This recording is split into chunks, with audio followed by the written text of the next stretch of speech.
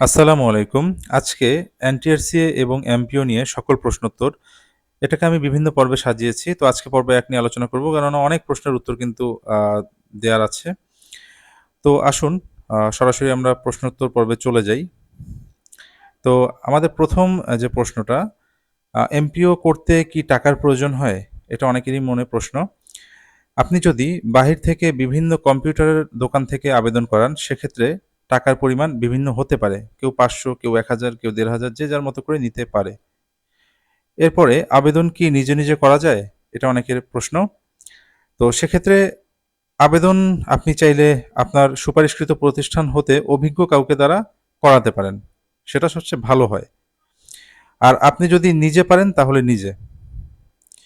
আবেদন উপজেলা অফিসের কাউকে দিয়ে করানো যায় কিনা? এটাও একটা প্রশ্ন থাকতে পারে। তো সেক্ষেত্রে আবেদন উপজেলা অফিসের কম্পিউটার পদে যে চাকরি করে তাকে দিয়েও কিন্তু করানো যায়, যদি সে করে দেয় আর কি। তো এক্ষেত্রে আবেদন করে দেওয়ার জন্য তাকে কিন্তু টাকা দিতে হবে আপনাকে। এরপরে আবেদন কোন জায়গা থেকে করালে ভালো হবে? আবেদন কোন জায়গা থেকে করবেন এটা প্রতিষ্ঠান প্রধান আপনাকে বলে দিবে। প্রতিষ্ঠান প্রধান যে জায়গা থেকে করতে বলবে সেখান থেকেই করলে ভালো হবে। আপনি পরিচিত যদি কোনো ভালো কম্পিউটারের দোকান থাকে আপনি চাইলে সেখান থেকেও করতে পারেন। এটা আপনার খুশিমতো, তবে অবশ্যই অভিজ্ঞ কাউকে দিয়ে করাতে হবে। এর পরের প্রশ্ন, আবেদনের টাকা ছাড়া অন্য কোনো টাকার প্রয়োজন হয় কি এমপিও প্রসেসিং এর ক্ষেত্রে? তো সেক্ষেত্রে এটার অ্যান্সার হবে আবেদনের টাকা ছাড়া এমপিও আবেদন করতে কোনো টাকার প্রয়োজন হয় না। অন্য কোনো টাকার আর প্রয়োজন হয় না।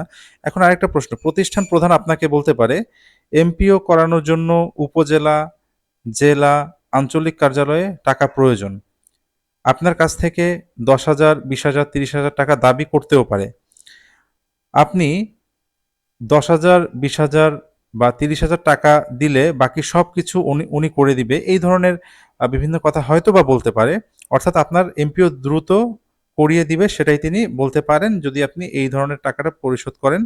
তো উত্তর হবে প্রতিষ্ঠান প্রধান যদি এরকম টাকা দাবি করে তাহলে এবং সমস্যা করে, অর্থাৎ এরকম টাকা দাবি করে এবং সমস্যা করে, তাহলে উপজেলা প্রশাসন ও জেলা প্রশাসক কে অভিযোগ দিলে বর্তমান সময়ে দ্রুত প্রয়োজনীয় ব্যবস্থা গ্রহণ করবে, এটা 100% নিশ্চিত থাকেন। তাই এই ধরনের সমস্যা হলে আপনি সরাসরি প্রশাসনের সহায়তা কামনা করবেন।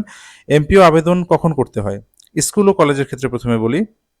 প্রতি জোর মাসে, এটা আমি আগেও বলেছি আগের ভিডিওগুলোতে, অর্থাৎ পরবর্তী জোর মাস হচ্ছে অক্টোবর মাস। অক্টোবর মাসের ১ থেকে ৫ তারিখের মধ্যে এমপিওর জন্য আবেদন করবেন। আর জোর মাসের এই বিষয়গুলো কিন্তু আগের ভিডিওগুলোতে আমি আলোচনা করেছি। এরপরে আসি মাদ্রাসার ক্ষেত্রে। মাদ্রাসার ক্ষেত্রে কিন্তু প্রতি মাসেই কিন্তু এমপিওর জন্য আবেদন করা যায়। আর কারিগরির ক্ষেত্রে হচ্ছে এখনো কিন্তু সেটা অফলাইনে, অনলাইন ভিত্তিক হয়নি। অর্থাৎ আপনাকে প্রথমে আপনার সার্টিফিকেট স্ব বোর্ড থেকে ভেরিফাই করিয়ে নিয়ে আসতে হবে। এরপর সেগুলোর ফটোকপিতে প্রতিষ্ঠান প্রধানের দ্বারা সত্যায়িত করাতে হবে। এরপর সব ডকুমেন্টস নিয়ে কারিগরি শিক্ষা অধিদপ্তরে নিয়ে যেতে হবে। অবশ্য আপনি যখন জয়েন করবেন প্রতিষ্ঠান থেকে আপনাকে বলে দিবে কি, কি করতে হবে। স্কুল ও কলেজের কি বকেয়া বেতন দেওয়া হয়? উত্তর, হ্যাঁ দেওয়া হয়। মাদ্রাসা ও কারিগরি শিক্ষকদের কি বকেয়া বেতন দেওয়া হয়? এটার উত্তর হচ্ছে দেওয়া হয় না। তো এখন পরের প্রশ্ন হতে পারে যে মাদ্রাসা ও কারিগরি বকেয়া বেতন পেতে করণীয় কি? তো উত্তর হবে মাদ্রাসা ও কারিগরি বকেয়া বেতন পেতে মাদ্রাসা ও কারিগরি অধিদপ্তর ও শিক্ষা মন্ত্রণালয়ে স্মারকলিপি দিতে হবে বকেয়া বেতন দেওয়ার জন্য। সংশোধিত ই সনদ ডাউনলোড করতে পারছি না, অনেকেরই প্রশ্ন।